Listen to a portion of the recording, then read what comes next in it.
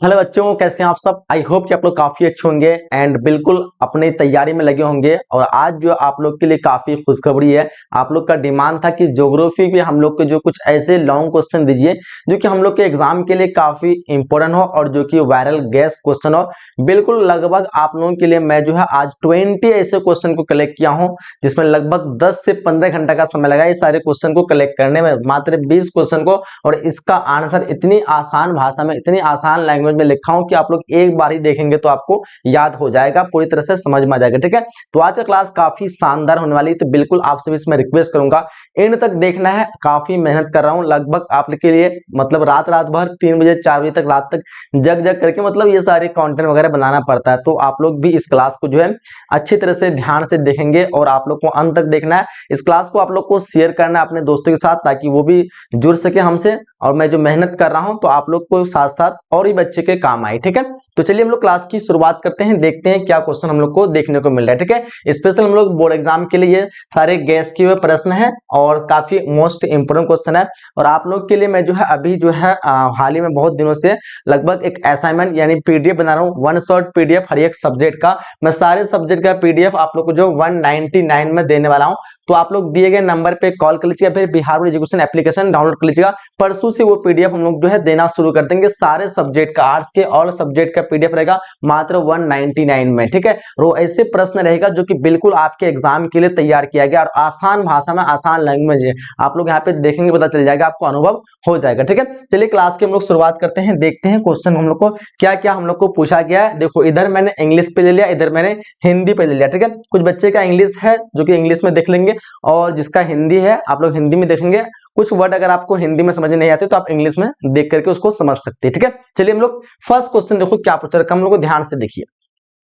मानव भूगोल के 4 उपक्षेत्र के नाम लिखने बोल रहा है। मानव भूगोल के 4 उपक्षेत्र के नाम क्या क्या लिखोगे, तो ध्यान से देखना आप लोग को किस तरह आप लोग को आंसर लिखना है। देखो, मानव भूगोल के 4 उपक्षेत्र है, जैसे कि नंबर 1 जनसंख्या भूगोल। जनसंख्या भूगोल में क्या होगा कि लोगों के बारे में हम बात करेंगे, जनसंख्या के बारे में बात करेंगे। तो देखो, जनसंख्या भूगोल में क्या होता है कि ये लोगों के वितरण यानी बांटना अलग अलग जगह पे, कहाँ पे लोगों की जनसंख्या कम है, कहाँ पे जनसंख्या ज्यादा है, वितरण हो गया, घनत्व हो गया, वृद्धि हो गया, ठीक है, संरचना हो गया, गति हो गया, शीलता आदि का जो अध्ययन करता हम लोग कौन से भूगोल में, जनसंख्या भूगोल में। हमको 4 उपक्षेत्र के बारे में पूछ रखा, ये हमारा हुआ पहला उपक्षेत्र है जनसंख्या भूगोल। देखो, मैं क्वेश्चन इस प्रकार से सेट किया हूं, चाहे आपका 2 मार्क्स वाले क्वेश्चन हो या 5 मार्क्स वाले क्वेश्चन हो, दोनों प्रकार के क्वेश्चन जो है बन जाएंगे। जैसे 2 मार्क्स वाले क्वेश्चन पूछे आप लोग को तो बताना है कि मानव भूगोल के 4 उपक्षेत्र, जनसंख्या भूगोल, उसके बाद नगरीय भूगोल, सांस्कृतिक भूगोल एंड मैं दिखा दे रहा हूं आप लोगों को चारों।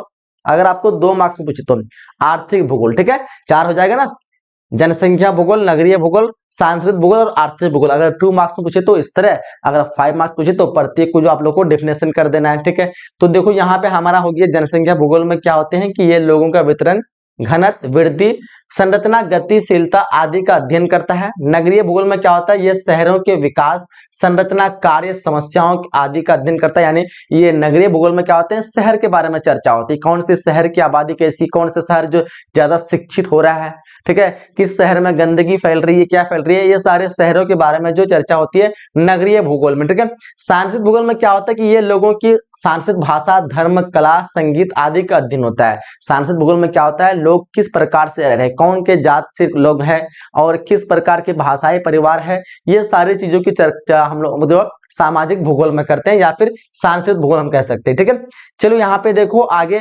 चौथा पॉइंट है आर्थिक भूगोल। आर्थिक भूगोल में क्या होता है, ये लोगों की आर्थिक गतिविधियां जैसे कृषि, उद्योग, व्यापार, परिवहन आदि का अध्ययन करते हैं हम लोग आर्थिक भूगोल में। ठीक है, तो पूछ रखा आप लोग को क्वेश्चन क्या, ध्यान से एक बार सुनिए, मतलब ध्यान से आप लोग को सुनना है। मानव भूगोल के 4 उपक्षेत्र लिखना है, तो जनसंख्या भूगोल, दूसरा नगरीय भूगोल जहां पे नगर के बारे में चर्चा करते हैं, तीसरा संस्कृत भूगोल जहां पे भाषा धर्म के बारे में, और चौथा आर्थिक भूगोल जहां पे लोग कृषि, उद्योग, व्यापार के बारे में चर्चा करते हैं। ये 4 उपक्षेत्र हो गया मानव भूगोल के।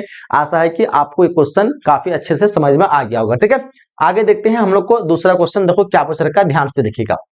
प्रवास से संबंधित किन्हीं 2 प्रतिकर्षक कारक का उल्लेख करें। ध्यान दीजिएगा, प्रवास के बारे में आपको पहले मैं समझा दे रहा हूं क्या होता है। प्रवास मतलब अब एक स्थान से कोई व्यक्ति दूसरे स्थान जाता है, यानी एक स्थान को छोड़ करके दूसरे स्थान पे जाता है, उसको हम प्रवास कहेंगे या फिर उसको हम स्थानांतरण कहेंगे। लोग जो है 2 वजह से छोड़ सकता है, पहला अपनी खुशी के लिए, अपनी इच्छा के लिए, और दूसरा किसी मजबूरी की वजह से, यानी किसी मजबूरी की वजह से उसको, हालात की वजह से उस जगह को छोड़ना पड़ रहा है।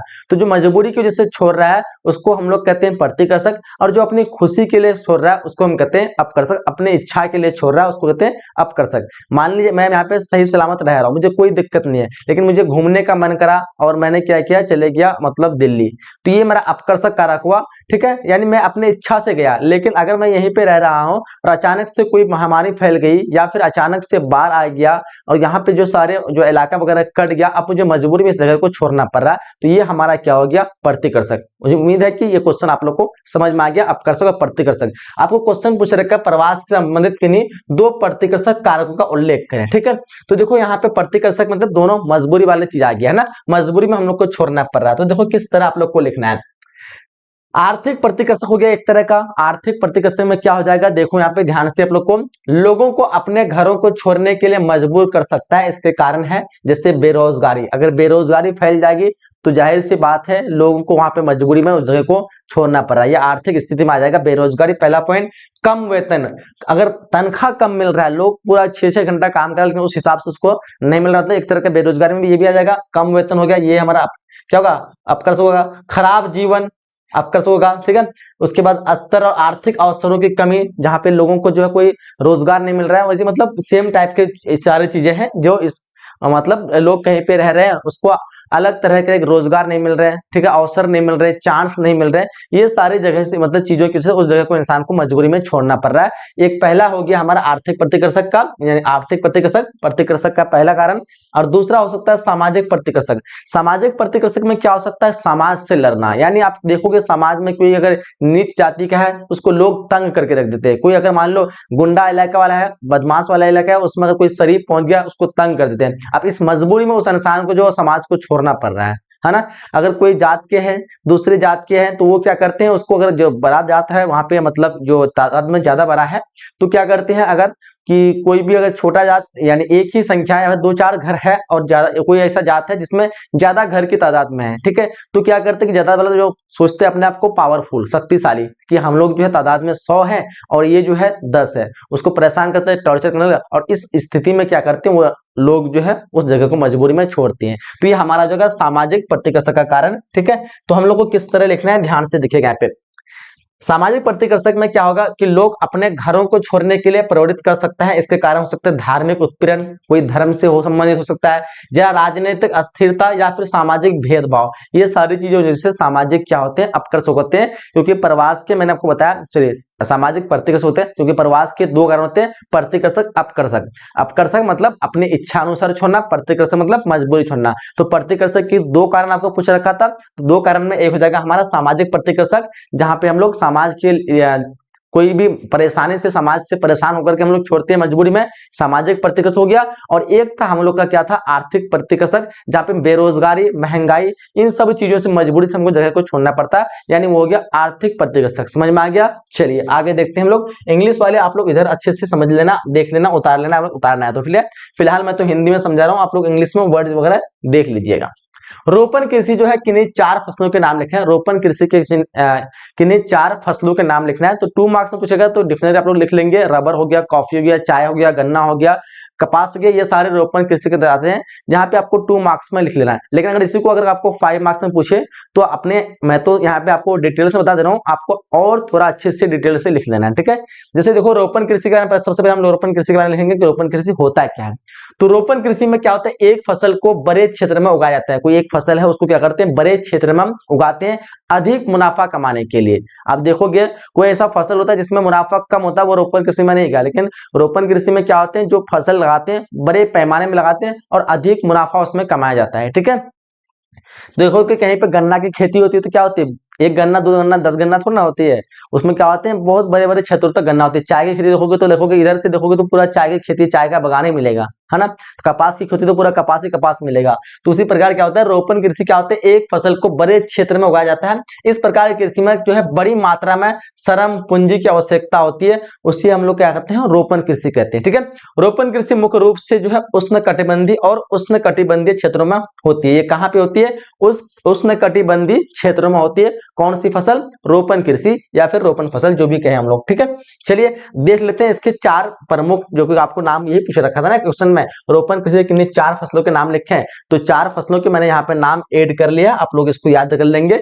चाय हो गया, कॉफी हो गया, रबर हो गया, नारियल हो गया, कपास है, उसके अलावा आपका गन्ना है। ये सारी चीजें जो रोपण कृषि के अंतर्गत आते हैं, ठीक है। समझ में आया क्वेश्चन?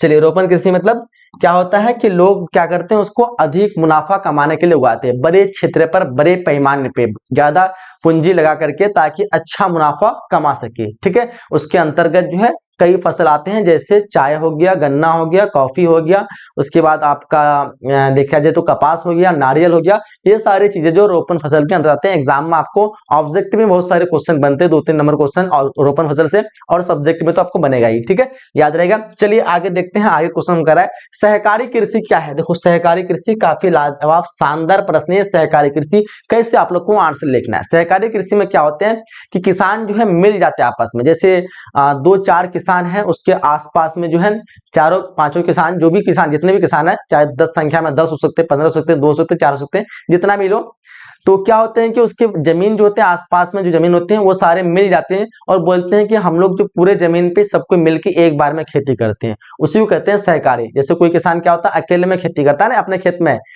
यहाँ बगल में कोई धान लगा दिया तो इधर लगा दिया, गेहूं इधर लगा दिया, क्या कहते हैं कि सरसों, अलग अलग तरह की जो है फसल लगा देते हैं। लेकिन सहकारी कृषि में क्या होते हैं कि जो बगल जितने भी जो खेत वाले हैं, जितने भी किसान हैं, सभी कोई मिल जाते हैं और सोचते हैं कि इस सीजन पे क्या लगाना है। तो सबको, अगर मान लो 100 किसान है, 50 किसान है, सब मिल गया और सारे पूरे जमीन को जो इकट्ठा करके किया, और सब कोई आधा आधा जितना रुपये जो है लिया, मतलब इकट्ठा किया, इकट्ठा करके सब कोई मिल करके उसको खेती किया, और खेती करने के जितना फायदा वगैरह हुआ फिर आपस में बंटवारा कर लिया। इसी को हम लोग कहते हैं सहकारी कृषि। समझ में आ गया? सहकारी कृषि में मतलब क्या होता है, सभी कोई साथ मिल करके अपना अपना जमीन दे करके सब कोई साथ मिल करके मतलब खेती करता है, और क्या कहते हैं एकल कृषि में अकेले करता है, ठीक है। तो समझ में आ जाना, आप लोग समझ में आ जाना चाहिए, क्योंकि काफी इजी है। देखो, सहकारी कृषि में आप लोग को लिखना किस तरह है। सहकारी कृषि एक ऐसी कृषि प्रणाली है जिसमें किसान एक साथ मिलकर खेती करते हैं, ठीक है। किसान एक साथ मिलकर के खेती करते हैं। सहकारी कृषि में किसान को अपने खेतों को एक साथ जोड़कर एक बड़ा खेत बनाता है। छोटे छोटे, मान लो किसी का जो यहाँ पे इतना जमीन है, किसी का यहाँ पे ये जमीन है, किसी का अगर मान लो ये वाला जमीन है, सब कोई जो है तीनों किसान, चारों किसान मिल जाएगा और पूरे जमीन को एक बड़ा जमीन बना लेगा और उसी पे क्या करेगा, खेती करेगा, ठीक है। यही कहना चाहता है यहाँ पे, किसान एक साथ मिलकर के खेती करते हैं। सहकारी कृषि में क्या होता है, किसान अपने खेतों को एक साथ जोड़कर एक बड़ा खेत बनाना पड़ता है और फिर वो मिलकर उस खेत में फसल उगाते हैं और उपज का बाद में क्या करते हैं, बंटवारा कर लेते हैं। तो यही हो गया सहकारी कृषि। समझ में आ गया आप लोग को? चलिए आगे देखते हैं हम लोग, आगे हम लोग को क्वेश्चन क्या पूछ रखा है, देखिए यहाँ से ध्यान से। क्वेश्चन 5 पूछ रखा हम लोग को, ध्यान से देखिएगा। कर हम लोग को 2 चतुर्थ आर्थिक क्रियाकलापों का उल्लेख करें। 2 चतुर्थ आर्थिक क्रियाकलापों का उल्लेख करें, ध्यान समझना है आप लोग को। ऐसे आप लोग चाहते तो मैं 2 आपको दे देता, लेकिन कुछ इसके बारे में इंफॉर्मेशन दे दिया ताकि अगर 5 मार्क्स में पूछे तो आप लोग इजीली बना सके, ठीक है। देखो, चतुर्थ क्रियाकलाप सबसे समझ लेते हैं क्या होता है। चतुर्थ आर्थिक क्रियाकलाप वे क्रियाकलाप होते हैं जो ज्ञान सूचना पर आधारित होते हैं, जिससे हमको शिक्षा मिले, कोई चीज की सूचना मिले, ज्ञान मिले, एजुकेशन मिले। ये सारी चीजें जो आती है वो किस में आती है, चतुर्थ क्रियाकलाप में आती है। किस में आती है, चतुर्थ क्रियाकलाप में आती है। तो वही चीज पूछ रखा है, कह रहा है यहाँ पे, चतुर्थ आर्थिक क्रियाकलाप वे क्रियाकलाप हैं जो ज्ञान और सूचना पर आधारित होते हैं। इन क्रियाकलापों में विज्ञान, अनुसंधान और विकास, शिक्षा, स्वास्थ्य, वित्त, कानून, इंजीनियरिंग, सूचना प्रौद्योगिकी आदि ये शामिल है। कौन से क्रियाकलाप में, चतुर्थ क्रियाकलाप में ये सारी चीजें शामिल है। ऑब्जेक्टिव में आपके एग्जाम में पूछ दिया जाएगा कि इनमें से कौन चतुर्थ क्रियाकलाप है, तो कैसे बनाओगे, क्योंकि ये मैं क्वेश्चन दिया तो आपका सिर्फ 2 मार्क्स में नहीं, 5 मार्क्स में काम आए, ऑब्जेक्टिव में सब में काम आए, इसलिए ये सारी चीजें ऐड किया। नहीं तो मैं चाहता तो आपको सिर्फ बता देता चतुर्थ क्रियाकलाप के पूछ का उल्लेख करें 2, तो 2 का नाम दे देता, हो जाता। लेकिन ये सारे ऐड करने का मतलब क्या है कि आपको एग्जाम पूछाएगा कि शिक्षा जो कौन से क्रियाकलाप है, बता दो क्या लोग, चतुर्थ क्रियाकलाप। बोलेगा स्वास्थ्य कौन से क्रियाकलाप है, चतुर्थ क्रियाकलाप। वित्त चतुर्थ क्रियाकलाप। कानून चतुर्थ क्रियाकलाप। इंजीनियरिंग चतुर्थ क्रियाकलाप। सूचना प्रौद्योगिकी चतुर्थ क्रियाकलाप, ठीक है। विज्ञान, अनुसंधान, विकास, ये सारे क्या है, चतुर्थ क्रियाकलाप है। इसलिए मैंने ये सारी चीजें आप लोग के लिए ऐड किया ताकि आपको समझ में आए कि कौन कौन चीजें जो चतुर्थ क्रियाकलाप में आ सकते हैं, ठीक है। चलिए आप चलते हैं इस क्वेश्चन का आंसर तरफ। क्या पूछ सकते हैं, 2 चतुर्थ आर्थिक क्रियाकलापों का उल्लेख करें। तो सबसे पहले हम लोग यहाँ पे तो बहुत सारे आप लोग को दे दिया मैंने, तो उसमें से 2 का ले लेना है। तो मैंने यहाँ पे 3 ले लिया। जैसे अनुसंधान और विकास, इसमें क्या होता है, नई उत्पादनों और सेवाओं का विकास होता है। शिक्षा में क्या होता है, छात्रों को शिक्षा और प्रशिक्षण प्रदान करना, वो शिक्षा के अंदर आ जाएगा। ठीक है। स्वास्थ्य में क्या होगा, लोगों को स्वास्थ्य सेवा प्रदान करना, डॉक्टर जो करता है। तो ये सारे क्या है, चतुर्थ क्रियाकलाप है। आपको 2 पूछा था, मैंने यहाँ पे 3 दे दिया। और 3 के अलावा आप लोग को ऊपर में मैंने बहुत सारे चतुर्थ क्रियाकलाप दे दिया, जो आप लोग इसको याद कर लेंगे, स्क्रीनशॉट लेंगे। देखो मैं इसका पीडीएफ आप लोग को भी देने वाला हूँ फ्री में। पीडीएफ जो मिलेगा फ्री में, आप लोग बिहार बोर्ड एजुकेशन एप्लीकेशन को डाउनलोड कर लेंगे प्ले स्टोर से, वहां पे आपको इसका पीडीएफ मिल जाएगा सारे का, जो भी मैं क्लास लूंगा इंपोर्टेंट क्लास का। ठीक है। देखो यहाँ पे 6 का हम लोग को साइबर स्पेस जो है इंटरनेट, ये क्या है, काफी शानदार प्रश्न है। साइबर स्पेस इंटरनेट क्या है, तो ध्यान से आप लोग को देखना है इस क्वेश्चन का आंसर किससे लिखोगे। साइबर स्पेस इंटरनेट के माध्यम से जानकारी और क्या कहते हैं, इंटरेक्ट्स जो है वर्चुअल दुनिया है। ये एक ऐसी दुनिया है जहां पे इंसान सिर्फ जो है इमेजिन कर सकता है, जिसको वर्चुअल को हम कहते हैं इमेजिन। क्या कहते हैं, इमेजिन। जैसे अभी कोई मूवी वगैरह देख रहे हैं तो एक्चुअल में ये चीज आपका हो नहीं रहा है, तो इमेजिन कर रहे हैं कि इस तरह से हो रहा है। तो इसी तरह नेटवर्क जो है, साइबर नेट जो है, ये क्या है, एक वर्चुअल दुनिया है। ठीक है। ये कंप्यूटर नेटवर्क का एक जटिल नेटवर्क है।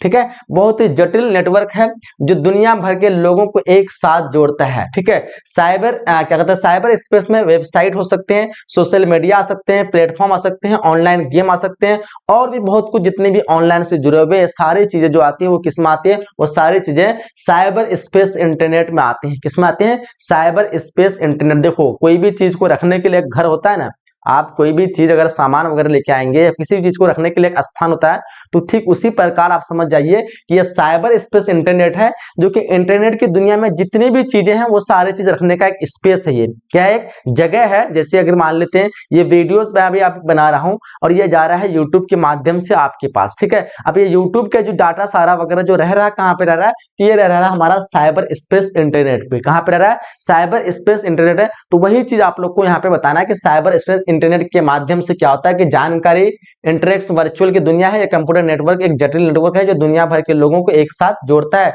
और इसके अंतर्गत बहुत सारी चीज आ सकती है, जैसे आपका media platform, online game, WhatsApp, Twitter, Google, जितना भी चीज है सारी चीजें आएगा। ठीक है। चलिए आगे देखते हैं अगला क्वेश्चन का हम लोग क्या पूछ रखा है। क्वेश्चन 7 को देखिए ध्यान से। क्वेश्चन 7 का हम लोग को कि स्थान एवं स्थिति के माध्यम का अंतर बताए। काफी शानदार प्रश्न है और इस क्वेश्चन पे आप लोग कंफ्यूज होते हैं कि स्थान क्या है और स्थिति क्या है।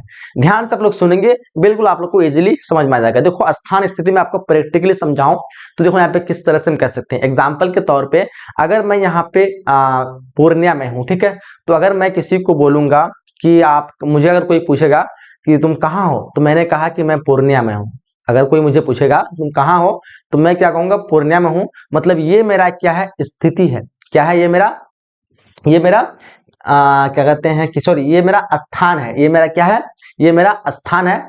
अगर मुझे पूछेगा कि तुम कहाँ हो और मैं बोल दिया कि अगर मान लो बगल में कोई मस्जिद है या फिर मंदिर है, फिर कोई, मैं कह दिया कि इस मस्जिद के पास हूं मैं, तो ये मेरा क्या हो गया, ये मेरा स्थिति हो गया। ठीक है। तो स्थिति चेंज हो सकती है बट स्थान कभी चेंज नहीं होगा। यानी पूर्णिया हमेशा पूर्णिया ही रहेगा, लेकिन अभी मैं यहाँ हूँ, हो सकता है मैं अभी किसी मंदिर के पास चले गया, किसी घर के पास चले गया, तो मेरी स्थिति चेंज हो सकती है लेकिन स्थान कभी चेंज नहीं हो सकती है। मुझे उम्मीद है कि आप लोग को समझ पा रहे हैं इस चीज को। जैसे मैं बोलूंगा ताजमहल कहाँ पे है, तो बोले सर ताजमहल जो है आगरा में है। ताजमहल आगरा में है मतलब क्या, ये स्थान है।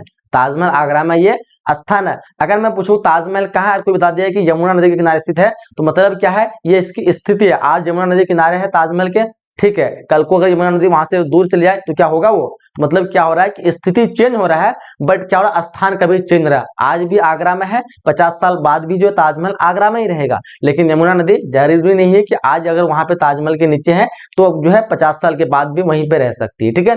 तो यही चीज है कि स्थिति हमेशा जो है चेंज हो सकती है बट स्थान कभी चेंज नहीं होगा। उसी चीज में आपको अंतर पूछ रखा है, तो बिल्कुल आप लोग को अच्छी तरह से समझ में आ गया। देखो कैसे हम लोग इसको लिख सकते हैं। स्थान और स्थिति के बीच में कुछ प्रमुख अंतर निम्नलिखित, जैसे स्थान एक भौगोलिक निर्देशांक है। स्थान एक जमीन की भौगोलिक निर्देशांक है, जैसे बताया भी, जैसे पश्चिम हो गया, पूरब हो गया, या फिर आपका ध्रुव हो गया, ये सारी चीजें उसकी जो है हमेशा उसका वहीं का वहीं रहने वाला है, ठीक है। लेकिन अगर हम किसी चीज के बारे में यहीं पे बोले हम, जबकि स्थिति एक भौगोलिक संबंध है, जबकि संबंध यानी बोलेंगे कि ये बोर्ड कहाँ पे है, बोले से दीवार में चिपका हुआ है। लेकिन अगर बोले इसका एड्रेस का नाम दे, कौन सा सेंटर, ऊंचाई वगैरह देते हैं, तो हमारा ये क्या हो जाएगा, ये हमारा स्थान हो जाएगा, ठीक है। तो ये चीज आप लोग को समझ में आ गया। चलिए अगला पॉइंट देखते हैं और आप लोग को अच्छे से समझ में आ जाएगा। देखो, स्थान को अक्षांश और देशांतर के संदर्भ में मापा जाता है, इसको हम अक्षांश और देशांतर के संदर्भ में मापते हैं, जबकि स्थिति को आसपास की भौगोलिक विशेषताओं के परिस्थिति संदर्भ में मापते हैं। स्थिति को हम लोग आसपास में क्या है उसके द्वारा मापते हैं, ठीक है। याद समझ में आ गया। चलिए आगे देखते हैं, आगे और पॉइंट इसका ऐड किया हुआ मैंने। देखो, स्थान अपेक्षाकृत स्थिर होता है, स्थान हमेशा क्या होता है, स्थिर होता है, रुका हुआ होता है, जबकि स्थिति कभी समय के साथ बदल सकती है। जैसे मैं आप लोग को बताया कि आगरा में ताजमहल है, यानी वो हमेशा आगरा में ही रहेगा। बट अगर मैं बोलूं कि ताजमहल जो है यमुना नदी किनारे स्थित है, ये जरूरी नहीं कि आज यमुना नदी किनारे स्थित हो, कल भी वहीं पे रहेगी, सॉरी कल तो रहेगी ही, मतलब 20 साल 30 साल के बाद जो है वहीं पे रहेगी। तो मतलब स्थिति जो है कभी भी चेंज हो सकती है, बट स्थान कभी चेंज बिल्कुल भी नहीं होगी। तो समझ में आ गया आपको स्थान और स्थिति में अंतर। चलिए आगे देखते हैं, अगला क्वेश्चन हम लोग को क्या पूछ रखा है। क्वेश्चन 8 देखो ध्यान से, समय हम लोग का बहुत ज्यादा है, हम लोग को जल्दी खत्म करना पड़ेगा। देखो, पार्क कैनेडियम जो है रेल मार्ग की किन्हीं 4 विशेषताओं का उल्लेख करें। पार्क कैनेडियम रेल मार्ग क्या होता है, देखो ध्यान से। पार्क कैनेडियम रेल मार्ग जो है कनाडा का एक सबसे लंबा रेल मार्ग है। ये क्या है, कनाडा का सबसे लंबा रेल मार्ग है। ध्यान रखिए कौन सा रेल मार्ग, पार्क कैनेडियम रेल मार्ग, ठीक है।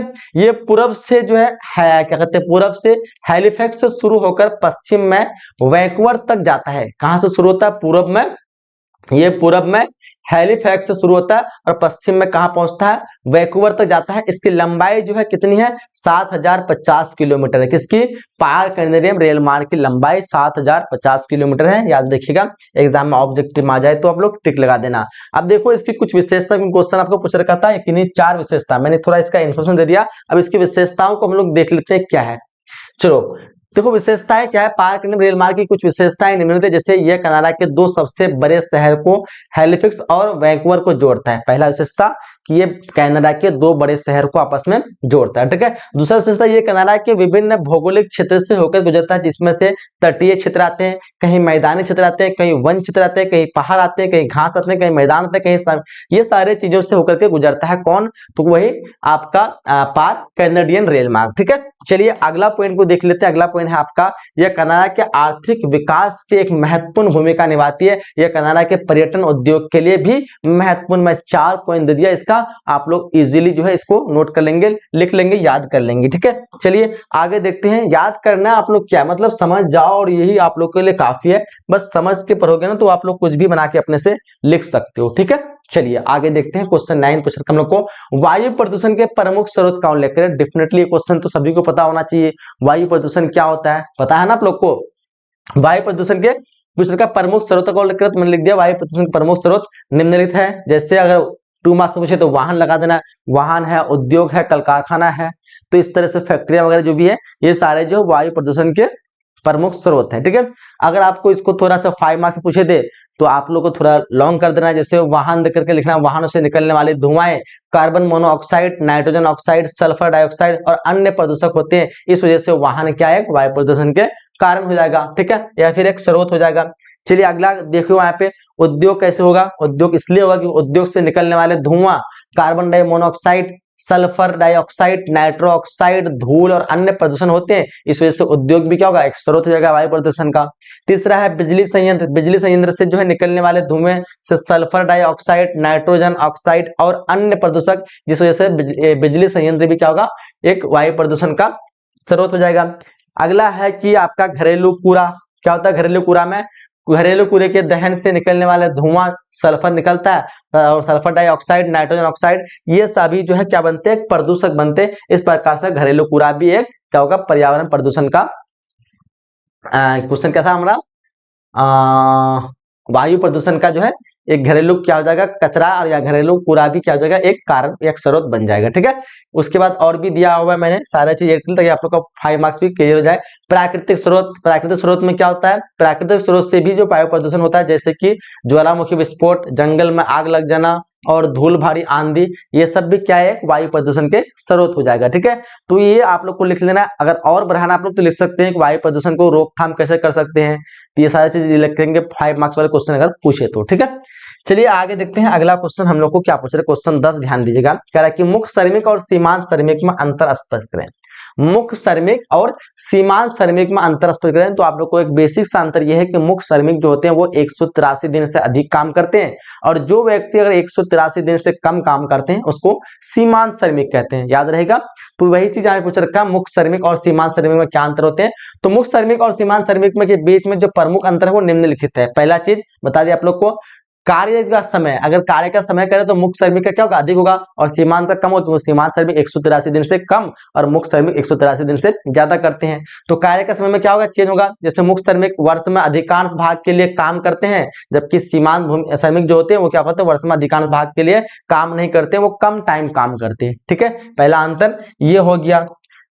दूसरा अंतर यह है कि उत्पादकता में कह सकते हैं कि मुख्य श्रमिक जो है अधिक उत्पादक होते हैं, जाहिर सी बात है कि वो काम ज्यादा करेगा तो उत्पादकता भी वो अधिक होंगे, और जबकि सीमांत श्रमिक क्या होगा, उत्पादक कम होते, काम वो कम कर रहा है। आर्थिक महत्व है, आर्थिक महत्व की बात करें तो मुख्य श्रमिक क्या होता है, अर्थव्यवस्था के अधिक महत्वपूर्ण है, क्योंकि जाहिर सी बात है अगर कोई ज्यादा काम कर रहा है तो अर्थव्यवस्था ज्यादा बढ़ाएगा। कोई इंसान अगर 200 दिन काम कर रहा है तो जाहिर सी बात है उसकी सैलरी भी ज्यादा होगी। अगर कोई 100 दिन काम कर तो उसकी सैलरी थोड़ा ज्यादा हो सकती है। तो अर्थव्यवस्था में क्या होता है, बढ़ावा मिलता है। मुख्य श्रमिक क्या करते हैं, अर्थव्यवस्था के लिए अधिक महत्वपूर्ण है, जबकि सीमांत श्रमिक अर्थव्यवस्था के लिए कम महत्वपूर्ण है, क्योंकि पैसा ये कम कमा रहा है। ठीक है, जैसे बाहर जाते हैं कुछ मजदूर, गया 6 महीना 7 महीना काम किया, उसके बाद जो है आगे का 5 महीना 6 महीना जो है घर में बैठे रहा, या फिर 5 महीना 4 महीना काम किया, आगे का 7 महीना जो घर में बैठे रहा। तो इस तरह के जो होते हैं ये श्रमिक जो आते हैं वो सीमांत श्रमिक में आते हैं। ठीक है, और जो रेगुलर काम करता है, जैसे एक टीचर हो गया, उसको रेगुलर काम करना है, एक वकील हो गया, डॉक्टर हो गया, ये सारे जो आते हैं वो मुख्य श्रमिक आते हैं, और इसका सैलरी भी ज्यादा होता है, और ये अच्छे खासे जो कमाते भी है। ठीक है, चलिए आगे देखते हैं। आगे हमारा क्वेश्चन क्या पूछ रखा है, जैसे मजदूर की कैटेगरी में, मजदूर अगर जो देता है तो पता चला कि वो महीने में जो है 14 या फिर 13 जो है दिन काम किया, और बाकी का जो है 16 से 18 दिन क्या किया, वो ऐसे बैठ के खाया। तो ये हमारा जो सीमांत श्रमिक में आ जाएगा। ठीक है, चलिए देखो यहाँ पे आगे हमारा नेक्स्ट क्वेश्चन करा हम लोग को। 2011 की जनगणना के अनुसार भारत के 2 सघनतम जनसंख्या घनत्व वाले जो है राज्य बताना आप लोग को, ध्यान से देखना आप लोग को। 2011 के अनुसार जो है 2 हो जाएगा। देखिए 2011 के अनुसार भारत के 2 सघन जनसंख्या राज्य जो है बिहार और पश्चिम बंगाल है। बिहार और पश्चिम बंगाल 2011 में सबसे पहला नंबर पे आता है बिहार, और दूसरा नंबर है पश्चिम बंगाल। जबकि 2001 की बात करें तो 2001 में जो है पहले पश्चिम बंगाल था और बिहार दूसरा नंबर पे था, बट 2011 में पहले बिहार आ गया, पश्चिम बंगाल आ गया। क्वेश्चन कह रहा है कि 2011 के जनगणना के अनुसार भारत के 2 सघनतम जनसंख्या घनत्व वाले राज्य बताना, तो डेफिनेटली आप लोग बता देंगे बिहार और पश्चिम बंगाल। अब देखो बिहार की जो जनसंख्या घनत्व कितनी है, 1106 लोग प्रति किलो वर्ग मीटर है, जबकि पश्चिम बंगाल की क्या है, 1028 लोग है रहते हैं। ठीक है, प्रति वर्ग किलोमीटर पे। तो देखो यहाँ पे 1106 हो गया, यहाँ पे 1028, यानी यहाँ पे लोग कम हो गया बिहार की अपेक्षा। ठीक है, चलिए आगे देखते हैं। अगला क्वेश्चन हम लोग को क्या पूछ रखा है, ऊर्जा के नवीकरणीय तथा अनवीकरणीय स्रोत में अंतर स्पष्ट करें। काफी शानदार और इजी क्वेश्चन है। नवीकरणीय स्रोत क्या होगा कि फ्यूचर में कभी भी वो खत्म नहीं होगा, आप उसको बार बार इस्तेमाल कर सकते हैं। जैसे सूरज की किरणें आप कभी भी कितना भी यूज करें वो कभी खत्म होने वाला नहीं। जैसे जल कितना भी यूज करें वो हमेशा रहने वाला है। जैसे वायु, ये सारी चीजें हमको हमारा जो है कभी खत्म नहीं होना, यानी इसको हम कहते हैं नवीकरणीय। नवीकरणीय मतलब जिसको हम लोग नया कर सके, नवीकरणीय मतलब जिसको हम नया कर सके। अब देखो पानी को हम लोग नया कर सकते हैं नहीं, पानी पी रहे हैं, फिर वो पानी जा रहा है और फिर वो पानी साफ हो रहा है, फिर साफ होकर फिर दोबारा पी रहे हैं। बारिश के पानी नदी में गिर रहा है, नदी से वास बनता है, फिर जाकर के क्या कहते हैं बादल बनता है, और फिर दोबारा बारिश होती है, यानी बार बार ये नया होते रह रहा है। तो इसको हम क्या कहते हैं, नवीकरण कहते हैं। अनवीकरण में क्या होगा, नया नहीं कर सकते। जैसे कोयला एक बार जला लिए, पेट्रोल एक बार जला लिए, और दोबारा हम जो उसके धुआं से क्या पेट्रोल बना सकते हैं, नया बना सकते हैं? बिल्कुल नहीं। तो मतलब क्या होगा कि जिस प्राकृतिक संसाधन को हम नया नहीं कर सकते वो अनवीकरण हो जाएगा, और जिसको हम नया कर सकते हैं उसको नवीकरण, एक ट्रिक के माध्यम से हम लोग याद रख सकते हैं। ठीक है, देखो इसका हम लोग यहाँ पे कैसे लिखा है। नवीकरण और अनवीकरण ऊर्जा के स्रोत में कुछ बीच में कुछ प्रमुख अंतर निम्नलिखित है। जैसे नवीकरण ऊर्जा स्रोत में समय के साथ साथ जो है पुनः उत्पन्न हो सकता है। नवीकरण जो है वो समय के साथ साथ दोबारा हम उसको उत्पन्न कर सकते हैं, जाहिर सी बात है हमेशा उसको उत्पन्न कर सकते हैं, और जितना मन चाहे उतना यूज कर सकते हैं। जबकि अनवीकरण ऊर्जा के स्रोत जो है समय के साथ साथ समाप्त हो जाती है। आज कोयला का भंडार अगर मान लो बहुत ज्यादा है, अगर हम उसको डेली लाइफ में यूज करते रहे तो पता चला अगले 20 साल के बाद जो कोयला का भंडार खत्म और फिर दोबारा जो है कोयला हम लोग बना पाएंगे क्या? नहीं बना पाएंगे ना, तो ये खत्म हो जाने वाली है। लेकिन पानी, वायु, सूर्य के प्रकाश, ये सारी चीजें कभी खत्म नहीं होने वाली है। नवीकरणीय ऊर्जा स्रोत का उपयोग जो पर्यावरण के लिए कम हानिकारक होती है। जो नवीकरणीय होती है ना, नवीकरणीय जो प्राकृतिक संसाधन होते हैं, प्राकृतिक का नवीकरणीय, वो क्या होते हैं? कम हानिकारक। जबकि अनवीकरणीय जो संसाधन होते हैं जैसे पेट्रोल, डीजल, कोयला, ये पर्यावरण को कभी काफी दूषित करते हैं, ये काफी हानिकारक होते हैं। ये अंतर लिख लेना आप लोग को दोनों में। चलिए आगे देखते हैं। आगे हमारा क्वेश्चन 13 पूछा गया, गुजरात के 4 प्रमुख सूती वस्त्र उद्योग के नाम लिखें। गुजरात के 4 प्रमुख सूती वस्त्र उद्योग के नाम लिखें। कैसे आप लोग लिखोगे? देखो यहाँ पे बता रहा हूं आप लोग को 4 प्रमुख पूछ रखा है। पहला में आ जाएगा, देखो गुजरात के 4 प्रमुख सूती वस्त्र उद्योग के नाम निम्नलिखित है। पहला हो जाएगा अहमदाबाद। अहमदाबाद जानते हो लोग ना, अहमदाबाद, ठीक है। अहमदाबाद को क्या कहते हैं? अहमदाबाद को भारत का मैनचेस्टर के नाम से कहा जाता है। ऑब्जेक्टिव में पूछा जाएगा कि भारत का मैनचेस्टर किसे कहा जाता है, तो ऑब्जेक्टिव में रहता है अहमदाबाद, इसलिए मैंने ये चीज ऐड कर लिया। अहमदाबाद को भारत का मैनचेस्टर कहा जाता है। ये भारत का सबसे बड़ा सूती वस्त्र उद्योग है। भारत का सबसे बड़ा सूती वस्त्र उद्योग क्या है? तो बोलेंगे अहमदाबाद। ये कहाँ पे है? गुजरात में है, याद रहेगा आप लोग को। चलिए, तो अहमदाबाद हो गया पहला, क्योंकि यहाँ पे आपको 4 पूछ रखा है। पहला में अहमदाबाद दे दिए। दूसरा में आप लोग को देना है भावनगर। क्या देना है? भावनगर। भावनगर क्या होता है? गुजरात का दूसरा सबसे बड़ा सूती वस्त्र उद्योग है। पहला अहमदाबाद, दूसरा भावनगर, कहाँ का? गुजरात का। और उसके बाद है सूरत। सूरत में क्या? सूरत गुजरात का तीसरा सबसे बड़ा सूती वस्त्र उद्योग है। सूरत क्या है? गुजरात का तीसरा बड़ा सूती उद्योग है। उसके बाद है चौथा, जिसका नाम है बड़ोदरा। बड़ोदरा क्या है? गुजरात का चौथा सबसे बड़ा सूती वस्त्र उद्योग है। इस तरह मैंने सीरियली जो है चारों सूती वस्त्र उद्योग को लिख दिया है। आप लोग इसको नोट कर लेंगे, याद कर लेंगे, बिल्कुल आपके एग्जाम के लिए क्वेश्चन काफी इंपोर्टेंट हो सकता है। चलिए क्वेश्चन 14 देखिए, काफी शानदार क्वेश्चन है और इस क्वेश्चन को आप लोग को ध्यान से समझना है। कह रहा है कि पत्तन और पोताश्रय में अंतर बताएं। पत्तन और पोताश्रय में अंतर बताएं। कैसे आप लोग लिखोगे? इस क्वेश्चन को अक्सर बच्चे जो है कंफ्यूज हो जाते हैं कि पत्तन और पोताश्रय होता क्या है। मैं आपको थोड़ा सा डिटेल से समझा दे रहा हूँ एग्जाम्पल के तौर पे। पहले तो आप लोग पत्तन और पोताश्रय समझ जाओ कि ये है क्या। पत्तन पोताश्रय ये जो होता है जहाजों में होता है, जो मतलब जो जलमार्ग में इस्तेमाल होता है ये, ठीक है। कहाँ पे होता है? जलमार्ग में, ठीक है। ये हमारा स्थल से कोई लेना देना नहीं है, ये हमारा जो है समुद्र में होता है। कहाँ पे होता है ये पत्तन और पोताश्रय? समुद्र में। अब समुद्र में 2 चीज होता है। कितना चीज होता है? 2 चीज, एक होता है पत्तन, एक होता है पोताश्रय, ठीक है। मैं दोनों को आप लोग को समझा दे रहा हूँ, उसके लिए मैं इसको जो है व्हाइट बोर्ड बना देता हूँ जूम करके, है ना। चलो अब देखो यहाँ पे एक जो है महासागर है, क्या है?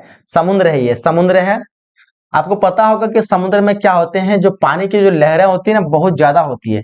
आप लोग जो अगर समुद्र में कभी अगर कोई गए होंगे आसपास, तो देखेंगे कि पानी की जो लहरें ना इतनी होती है कि जहाज को क्या करते हैं कि एकदम ऐसा लगता है कि उछाल रहा है, एकदम ऐसा लगता है कि पलट जाएगा। इस तरह की लहरें होती है, ठीक है। तो अब क्या होता है पत्तन पोताश्रय में, आप लोग को छोटा सा समझना है कि कभी कभी जो जहाज जो होते चलते चलते क्या होते हैं, उसको जो है तेल वगैरह जो खत्म होती है ना। कोई गाड़ी भी हम लोग चलाते हैं तो क्या होता है कि बीच कभी रास्ते में कभी भी जो तेल खत्म होती है तो हम लोग पेट्रोल पंप में डालते हैं और जाकर के हम लोग तेल डलवा लेते हैं। बट जहाज में क्या मतलब, हर जगह क्या समुद्र में पेट्रोल पंप लगा हुआ है? नहीं है। तो क्या होता है कि जहाज में जो है कुछ कुछ स्थानों पे जो है ये जो है लहरों को रोकने के लिए, चाहे वो प्राकृतिक रूप से या फिर मानव निर्मित, दोनों तरह से हो सकते हैं। क्या करते हैं, एक गोल टाइप का जो है पूरा गड्ढा करके इसी टाइप के क्या बनाते हैं, एक अपना छोटा सा ये सागर बना देते हैं, यानी एक तरह का छोटा जिस तरह तालाब होता है ना, इस तरह।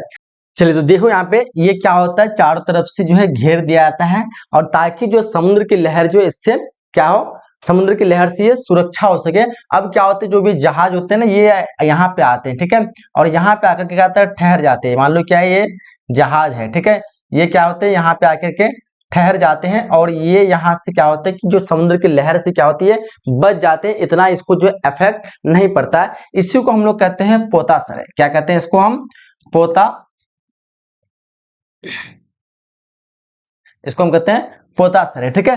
अब क्या होता है कि जो पत्तन होता है, पत्तन क्या होता है, वो पत्तन पोताश्रय के अंदर हो सकता है। जरूरी नहीं कि हर पोताश्रय में पत्तन हो, बट पत्तन कहाँ होता है, पोताश्रय के अंदर होता है, क्योंकि ये जो है पूरे समुद्र की जो लहर से पोताश्रय बचाया। अब इसके यहाँ पे बगल में जो, अगर मान लो इधर सड़क है, यहाँ पे क्या है, मान लो कोई हाईवे है, ये क्या है, इधर समुद्र का मतलब इधर का एरिया है, इधर क्या है, ये हाईवे है। अब इस जगह पे क्या करेगा, स्टेशन बनाएगा। क्या बनाएगा, एक स्टेशन बनाएगा जहां से जहाज आएगा और अपने सामानों को जो उतारेगा यहाँ पे, और इसी स्टेशन को कहते हैं हम पत्तन। क्या कहते हैं, पत्तन कहते हैं। यानी जो पोतासर के अंदर कोई अगर स्टेशन बनता है जहाज को ये सामान जो उतारने के लिए या फिर जहाज में सामान चढ़ाने के लिए, उसको हम लोग कहते हैं, उस स्टेशन को कहते हैं पत्तन। अगर किसी जहाज को जो है ऐसे सिर्फ रखा जाता है तेल वगैरह डालने के लिए कि हाँ लाया यहाँ पे और थोड़ा रेस्ट करने के लिए लेके आया, क्योंकि यहाँ पे रेस्ट नहीं कर सकता, वो जो है एकदम ऊपर नीचे करता रहता है, बहुत ज्यादा लहरें तेज होती है। तो जो है मतलब खोद करके या फिर प्राकृतिक रूप से या फिर मानव निर्मित जो भी हो सकता है, इसको जो है गोल कर दिया जाता है, जिससे जो है इतना पानी का जो वो बहाव या इतना तेज रफ्तार जो इसको इफेक्ट नहीं पड़े और जहाज शांति से यहाँ पे रुक के रह सके। ठीक है, ये होता है पोताश्रय। पोताश्रय में क्या होता है, पत्तन होता है, ताकि जहाज जो और यहाँ पत्तन के पास आकर के और सामान वगैरह उतार सके या फिर चढ़ा सके। तो ये हो गया हमारा पत्तन और ये हो गया हमारा पूरा पोताश्रय। तो समझ में आ गया आप लोग पत्तन पोताश्रय में अंतर। अब चलते हैं हम लोग सीधे सीधे टॉपिक की तरफ। जो हमारा जो क्वेश्चन था, क्या क्वेश्चन था, ध्यान दीजिएगा। पत्तन पोताश्रय में अंतर बताना आप लोग को। देखो अंतर में हम लोग को किस तरह से लिखना है, चलिए देखिए यहाँ पे पत्तन और पोताश्रय के बीच निम्नलिखित अंतर प्रमुख है, जैसे कि निर्माण। सबसे पहले दोनों का निर्माण देख लेते हैं कि निर्माण कैसे होता है। तो देखो यहाँ पे पत्तन मानव निर्मित होते हैं। पत्तन जो होते हैं, जितने पत्तन होते हैं, जाहिर सी बात है कि वो मानव निर्मित होगा, वो इंसान ही बनाएगा पत्तन। बट पोताश्रय जरूरी नहीं कि वो मानव निर्मित होगा, वो प्रकृति द्वारा हो सकते हैं और मानव निर्मित भी हो सकते हैं। ठीक है, जबकि पोताश्रय प्राकृतिक रूप से निर्मित होते हैं। तो यहाँ पे प्राकृतिक दिया हुआ है, प्रकृति और मानव दोनों तरह से बन सकते हैं। अगर कहीं पे अगर मान लो प्रकृति द्वारा पोताश्रय नहीं है, तो वहां पे क्या करते हैं, इंसान खुद बनाते हैं। ठीक है, चलिए तो प्राकृतिक जितना भी लगभग पत्तन है, ज्यादातर मतलब पत्तन जो प्राकृतिक रूप से, क्योंकि पहले से जो उस तरह से बनावट है और तभी वहां पे पत्तन बनाया गया। हर जगह पत्तन थोड़ा बनाया जाता है, पत्तन बनाने के लिए खर्च लगता है ना। अगर वो उतना मतलब सॉरी पोताश्रय बनाने के लिए खर्च होता है बहुत ज्यादा, इतना खर्च थोड़ा ना होगा, मतलब पैसे बहुत ज्यादा बर्बाद, क्या फायदा। जहाँ पे प्राकृतिक रूप से पोताश्रय बना हुआ है वहीं पे जो है जाके पत्तन बनाया गया। अभी भारत में टोटल लगभग 12 पत्तन है। टोटल कितने पत्तन है, 12 प्रमुख पत्तन है। ठीक है, तो प्रकृति रूप से जो है बने होते हैं, याद रखना आप लोग को। आगे हम लोग जानते हैं सुविधा के बारे में। क्या जानते हैं हम लोग, सुविधा के बारे में कि सुविधा के रूप से कौन क्या है। देखो पत्तन में क्या होता है, सभी आवश्यक सुविधाएं होती है। पत्तन में जो हर तरह की सुविधाएं होती है, जबकि पोताश्रय में आमतौर पर सभी आवश्यक सुविधाएं नहीं होती, क्योंकि पोताश्रय नॉर्मली जो एक तरह का क्या होता है, बहाव से रोकने के लिए होता है। चाहे फिर इमरजेंसी में किसी को तेल वगैरह डालवाना हो जहाज वगैरह में, वो चीज के लिए होता है। लेकिन पत्तन में क्या होता है, सामान वगैरह का, सामान का लाना भेजना, हर तरह की जहाजों की सुविधा, मरम्मत वगैरह सारा चीज जो होती है वो स्टेशन में होती है, पत्तन में होती है। ठीक है, उपयोग की बात करें तो उपयोग किसका कहाँ होता है, तो पत्तन व्यापार और परिवहन के लिए महत्वपूर्ण है, जबकि पोताश्रय जहाजों को सुरक्षित रूप से क्या होता है, आश्रय प्रदान करने के लिए उपयोग है। किसी जहाज को रोक के रखने के लिए, क्योंकि समुद्र में बताया आप लोग को लहर में रुक के नहीं रह सकता, और आश्रय के लिए इसको रोक करके रखने के लिए पोताश्रय जरूरी है। ठीक है, समझ में आ गया क्वेश्चन को। चलिए आगे देखते हैं अगला क्वेश्चन हम लोग को क्या पूछ रखा है, ध्यान दीजिएगा। क्वेश्चन 15 का हम लोग को मुंबई बंदरगाह की स्थिति एवं महत्व का उल्लेख करें। मुंबई बंदरगाह की स्थिति एवं महत्व का उल्लेख करें, ध्यान दीजिएगा कैसे लिखना है आप लोग को। मुंबई बंदरगाह भारत के पश्चिम तट पर स्थित है, सबको पता होना चाहिए। मुंबई बंदरगाह कहाँ है, भारत के पश्चिम तट पर स्थित है। अरब सागर के किनारे स्थित यह भारत का सबसे बड़ा व्यस्त बंदरगाह, व्यस्त मतलब बिजी बंदरगाह है। इसमें सबसे ज्यादा जो है सामानों का आयात निर्यात होता है, परिवहन होता है, जितना भी चीज होता है। मुंबई बंदरगाह भारत का सबसे बड़ा व्यस्त बंदरगाह। एग्जाम अगर पूछ ले जाए तो आप लोग बता दोगे ना, भारत का सबसे बड़ा व्यस्त बंदरगाह कौन सा है, मुंबई बंदरगाह। मुंबई बंदरगाह की स्थिति जो है निम्नलिखित कारणों से महत्वपूर्ण है। देखो क्यों ये महत्वपूर्ण है, आप लोग को समझना है। सबसे पहला पॉइंट ये है कि ये भारत के सबसे बड़े शहर, आर्थिक केंद्र मुंबई के पास है, इस वजह से पहला महत्वपूर्ण बन जाता है। दूसरा महत्वपूर्ण यह है कि यह अरब सागर के किनारे स्थित है। किस सागर किनारे, अरब सागर के किनारे स्थित है, जो भारत के विश्व व्यापार के लिए एक महत्वपूर्ण कड़ी बनता है, इस वजह से ये महत्वपूर्ण है। अगला पॉइंट देख लो, अगला पॉइंट यह है कि यह प्राकृतिक रूप से सुरक्षित है। यह प्राकृतिक रूप से क्या है, सुरक्षित है, जिसमें गहरे पानी और जो है अच्छी जलवायु है, जिसकी वजह से ये प्रमुख बनता है मुंबई बंदरगाह, मतलब मुंबई बंदरगाह। ठीक है, चलिए आगे देखते हैं अगला क्वेश्चन हम लोग को क्या पूछ रखा है, ध्यान दीजिएगा। क्वेश्चन 16 का हम लोग को भारत के पश्चिम तट पर स्थित 4 पत्तनों के नाम लिखना है। भारत के जो पश्चिम वाले तट है, आपको पता होगा जो इंडिया है हम लोग का, ये इंडिया का आकार कुछ इस प्रकार से है ना। तो ये वाला जो एरिया है ये पश्चिम आता है, ठीक है। ये वाला हमारा आता है दक्षिण में और ये वाला आता है हमारा पूरब में, ठीक है। ये दक्षिण, ये पश्चिम और ये हमारा पूरब में, यानी इस एरिया में जो भी पत्तन है, 4 प्रमुख पत्तन के नाम बताना है। ठीक है, तो सबसे पहला दिया है मुंबई बंदरगाह। तो मुंबई बंदरगाह हमारा जो है, ये देखो यहाँ पे जो गुजरात है, यहाँ पे जो हमारा गोवा है, और यहीं पे आपका जो है मुंबई बंदरगाह है। ठीक है, यहाँ पे मुंबई हो जाएगा। उसके बाद भारत का सबसे बड़ा वेस्ट बंदरगाह है, ये अरब सागर के किनारे स्थित है, और भारत का सबसे बड़ा शहर जो कि आर्थिक केंद्र मुंबई के पास है, इसके बारे में हम लोग को समझा दिया। ठीक है, उसके बाद है कांडला बंदरगाह, जो कि गुजरात में है। कांडला कहाँ है? गुजरात में, ये इस जगह पे है। कांडला बंदरगाह क्या है? यहाँ पे, ये पश्चिम हो गया। ठीक है, गुजरात में स्थित है। ये कच्चे लोहे, तेल, कोयले और खनिज तेल का उत्पादन, मतलब ये करता है, निर्यात करता है कांडला। ठीक है, उसके बाद आपका है नौशीवा जवाहरलाल नेहरू बंदरगाह, जिसको हम कहते हैं जवाहरलाल नेहरू बंदरगाह, या फिर इसको कहते हैं नौशीवा। ठीक है, ये भी क्या है? मुंबई में, महाराष्ट्र का दूसरा सबसे बड़ा बंदरगाह है। ये कच्चे तेल, कोयले, मशीन का आयात निर्यात करता है। ठीक है, याद रहेगा, आयात निर्यात के लिए प्रमुख बंदरगाह है। ये कपड़ा, रसायन और खाद्य उत्पादन निर्माण के लिए भी एक प्रमुख बंदरगाह है। ठीक है, याद रहेगा, कौन सा बंदरगाह? जवाहरलाल नेहरू, जो कि दूसरा बंदरगाह है ये मुंबई का। और जो चौथा बंदरगाह है हम लोग का, वो है कोच्चि बंदरगाह। कोच्चि बंदरगाह है, ये केरल में है। केरल कहाँ पे है? ये वाला हिस्सा में केरल है। ठीक है, ये केरल के कोच्चि शहर में स्थित है। ये खाद्य उत्पादनों, मसालों और रसायनों के निर्यात के लिए प्रमुख बंदरगाह है। ठीक है, तो हमारा केरल यहाँ पे, ये जो मुंबई यहाँ पे, गुजरात यहाँ पे, और एक मुंबई भी जो है यहीं पे बगल में, 2 मुंबई में रहा, एक गुजरात में रहा, और एक केरल में। ये 4 प्रमुख बंदरगाह जो कि हमारे पश्चिमी तट पे आपलोग को एग्जाम में लिख लेना है। ठीक है, चलिए आगे देखते हैं। आगे हमारा क्वेश्चन क्या पूछ रखा है, ध्यान दीजिएगा। क्वेश्चन 17 ध्यान दीजिएगा, कह रहा है हम लोग को कि भारत के कृषि आधारित उद्योग के नाम लिखें। भारत के कृषि आधारित उद्योग के नाम लिखें। भारत के कृषि आधारित 2 प्रमुख उद्योग निम्नलिखित हो सकते हैं। पहला जो है सूती वस्त्र उद्योग, ये भी कृषि से होता है। सूती वस्त्र उद्योग कृषि से नहीं होता है ना।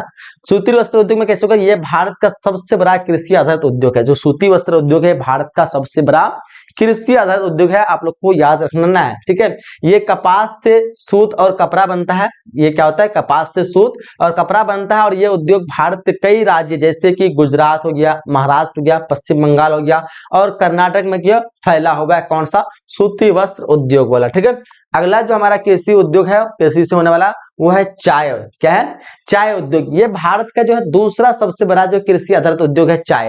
ये चाय जो होता है, पत्तियों से चाय बनाया जाता है, और ये उद्योग भारत के कई राज्यों में है, जैसे कि असम, केरल और तमिलनाडु में फैला हुआ है चाय की खेती। ठीक है, तो हमारा जो है इस तरह से इसका आंसर हो जाएगा। चलिए आगे देखते हैं। आगे हमारा क्वेश्चन 18 ध्यान देंगे, उसके बाद और 2 क्वेश्चन है, उसको हम फटाफट से कवर कर लेते हैं। भारत के 2 तांबा उत्पादक केंद्रों के नाम लिखना है। भारत के 2 तांबा उत्पादक केंद्रों के नाम, काफी लॉन्ग वीडियो हो गया। भारत के 2 तांबा उत्पादक केंद्र का नाम क्या होगा?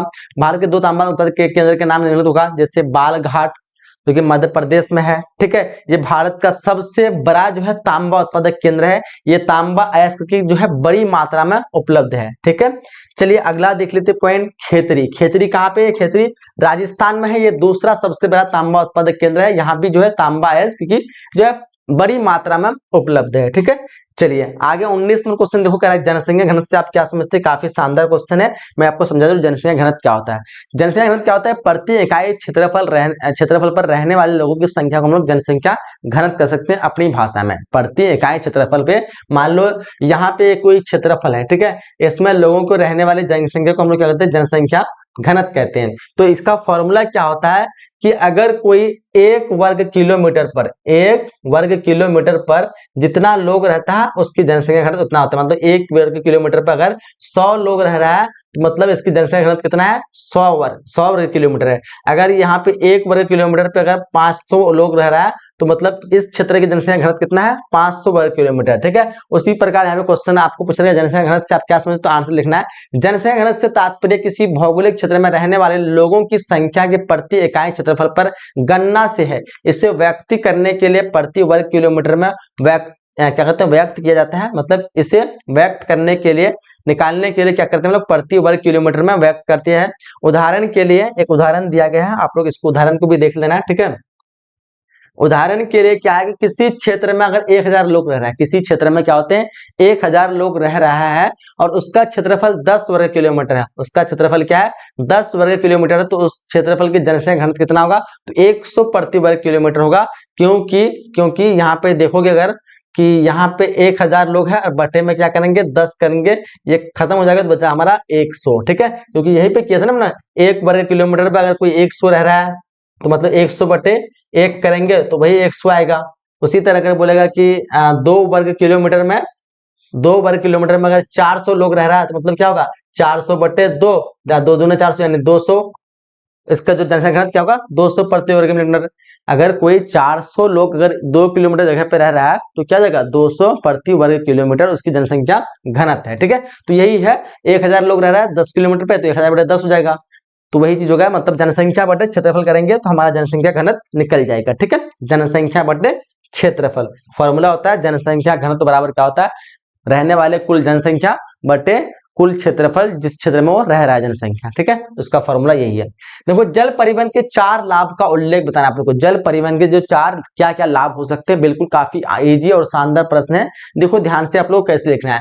जल परिवहन जो सबसे पहले सस्ता होता है, जाहिर सी बात है जल परिवहन अन्य संसाधन मतलब अन्य परिवहन की अपेक्षा सस्ता होता है। कैसे, जल परिवहन अन्य सभी परिवहन से साधन से सस्ता होता है, सबसे सस्ता होता है। ऐसा इसलिए क्योंकि जल में कम घर्षण होता है। घर्षण समझते हो आप लोग, घर्षण मतलब फिसलने वाला। आप देखोगे कि जो जमीन होता है, जमीन में किसी चीज को आप लोग खींचेंगे तो जल्दी खींचा नहीं होगा, लेकिन अगर आप एक बड़ा नाव जो है जमीन में आप खींचेगा देखो नहीं खींच पाओगे, लेकिन वो नाव को आप आसानी से जल में जो है धक्का दे सकते हैं। ठीक है, तो जल में क्या होता है घर्षण कम होता है और जमीन में क्या होता है घर्षण ज्यादा होता है, इसलिए उसमें खींचने के लिए ताकत हमको ज्यादा लगता है, जबकि जल में हमको इतना ताकत मिलता है। जल में आप क्विंटल क्विंटल का जितना लाख टन चीजों को जो है आप आसानी से जो है धकेल सकते हैं। एक पानी जहाज है, पानी के ऊपर आप चाहे तो खुद से उसको धकेल सकते हैं। सोचिए अगर उस पानी जहाज को ऊपर जल में छोड़ दिया जाए, क्या आप लोग धकेल पाएंगे? बिल्कुल नहीं पाएंगे। तो मतलब क्या है कि जल में घर्षण की मात्रा कम होती है और इसमें ऊर्जा की में बचत होती है ना, जिसमें जहाजों को जो कम ईंधन की आवश्यकता होती है और इस वजह से ईंधन की बचत होगा तो जाहिर सी बात ये सस्ता होगा।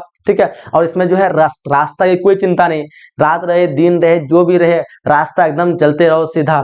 और क्या होता है थल वाला में क्या होता है, अगर रास्ता जर्किन रहे आदमी को बचा के चलो, कहाँ कोई आ जाए किसी को ठोक ना दे, या फिर क्या कहते हैं रोड खराब हो गया, बारिश हो गया, कीचड़ हो गया, गाड़ी को धीरे चलाओ नहीं तो कुछ हो जाएगा, दुर्घटना वगैरह। तो इस तरह की टेंशन होते रहती है, जबकि जल वाले में बिल्कुल ऐसा कोई टेंशन नहीं है। देखो अगला पॉइंट वही आएगा हमारा, भारी वस्तुओं के परिवहन के लिए उपयुक्त जो भारी वस्तु होती है। आप देखिएगा कि भारी वस्तु एक थल वाले में ले जाने के लिए बहुत मुश्किल हो जाएगा, लेकिन एक जहाज में जो है हजारों हजारों की संख्या में जो है कार हो गया, ट्रक हो गया, 100 करके जो है एक बार में चले आता है। लेकिन आप अगर किसी थल में देखेंगे तो क्या हो जाएगा, अगर 1000 अगर ट्रक ले जाना पड़ेगा तो क्या ले जा सकते हो? बिल्कुल नहीं होगा, बहुत मुश्किल हो जाएगा। लेकिन ये पानी जहाज की तरह चल जाता है। भारी वस्तुओं को जो परिवहन के लिए उपयुक्त है, जल परिवहन जो भारी वस्तुओं के परिवहन के लिए सबसे उपयुक्त होता है। इसका कारण यह है कि जहाज बहुत बड़ी मात्रा में जो है सामान ले जा सकता है। जहाज जो क्या होता है बहुत बड़ी मात्रा में सामान ले सकता है, जबकि वो स्थल में इस तरह से पॉसिबल नहीं हो सकता है। ठीक है, दूसरा हमारा जो फायदा ये हो सकता है विश्वव्यापी। विश्वव्यापी में कहने का मतलब जो है जल परिवहन में आप पूरे वर्ल्ड का जो है घूम कर सकते, भ्रमण कर सकते हैं। देखो चारों तरफ समुद्री फैलाव होगा, जिधर निकलो उधर ही रास्ता। तो विश्वव्यापी में क्या होगा कि जल परिवहन विश्वव्यापी है। इसका कारण यह है कि किसी भी जो है महासागर आसपास में जुड़े होते हैं। पर्यावरण के अनुकूल कहेंगे, पर्यावरण के अनुकूल कैसे? क्योंकि आप थल में देखेंगे तो जाहिर सी बात है कि उसमें एनर्जी ऊर्जा काफी खर्च होता है, तो प्रदूषण भी अधिक होगा। लेकिन थल जो जल वाले होते हैं उसमें प्रदूषण नहीं होता, क्योंकि जल परिवहन में अन्य परिवहन की अपेक्षा अन्य सभी परिवहन के साधनों की तुलना में पर्यावरण में अनुकूलता होती है, इसमें प्रदूषण कम होता है। यही कारण है, इसी का कारण ये है कि जहाजों में बहुत कम प्रदूषण होता है। ठीक है, यही कारण है। तो हम लोग जो है यहाँ पे इस क्लास में 20 जो है ऐसे गैस क्वेश्चन किए हैं जो कि काफी आपके एग्जाम के लिए हेल्पफुल होगा, और आप लोग अच्छी तरह इस क्लास को समझ गए हैं। तो मुझे उम्मीद है कि आप लोग को जो है सारे क्वेश्चन को अगर यहाँ पे देख लिए हैं तो एग्जाम में आप लोग बिल्कुल भी एक भी क्वेश्चन नहीं छोड़ पाएंगे। अगर जो पीछे आए हैं आप लोग फिर से इस क्लास को देख लीजिएगा, कैसा आप लोग को इस क्लास लगा। ये क्लास आप लोग फीडबैक जरूर कमेंट बॉक्स में बताइएगा। ठीक है, इस तरह का और भी रेगुलर क्लास आइए तो आप लोग को जो है अधिक से अधिक बच्चों को साथ में जोड़ना है। ठीक है, बाकी 199 में हम लोग जो है एक कोर्स जारी कर रहे हैं, मतलब कोर्स कहे तो एक तरह का पीडीएफ और 10 मॉक टेस्ट, जहां पे मात्र 1 से 2 दिन में आप तैयारी करके जो है वो बोर्ड एग्जाम में जो काफी अच्छा स्कोर कर सकते हैं। क्योंकि अभी आपका टाइम में जो अपने आप को टेस्ट करना, तो हमने आप लोगों के लिए जो है 10-10 सेट मॉक टेस्ट बना रखा है, और साथ ही साथ आपके सैंपल पेपर के अनुसार जो OMR sheet, digital OMR sheet के साथ में जो हमने टेस्ट कंडक्ट किया, और साथ ही साथ आपको जो एक पीडीएफ मिलेगा जहां पे क्विक रिवीजन करके एक दिन में आप पूरा रिवीजन करके एग्जाम में जाकर के अच्छा मार्क्स ला सकते हैं। ये सारी चीजें सारे सब्जेक्ट का मात्र 199 यानी 199 मिल रहा है, इससे सस्ता जो पूरे यूट्यूब में कोई नहीं देने वाला है। ठीक है, तो चलिए आप लोग जो है नंबर दिए गए नंबर पे कांटेक्ट करिएगा या फिर बिहार एजुकेशन एप्लीकेशन को डाउनलोड करिएगा, और परसों से हमारा जो कोर्स जो है चालू हो जाने वाला है। ठीक है, ये भी जो है 199 में मिल रहा है, लगभग 399 इसका प्राइस है, 399 का प्राइस 199 में मिल रहा है। अगर जो भी आप लोग चाहते हैं तो फटाफट से ले लीजिए, क्योंकि जैसे ही 399 लोग इसमें मतलब इनरोल हो जाते हैं उसके बाद जो है इसका प्राइस जो है 249 हो जाने वाला है। ठीक है, तो चलिए क्लास को हम लोग यहीं तक एंड करते हैं, मिलते हैं सेशन में अगली क्लास में। जब तक के लिए जय हिंद, जय Bharat and thanks for watching.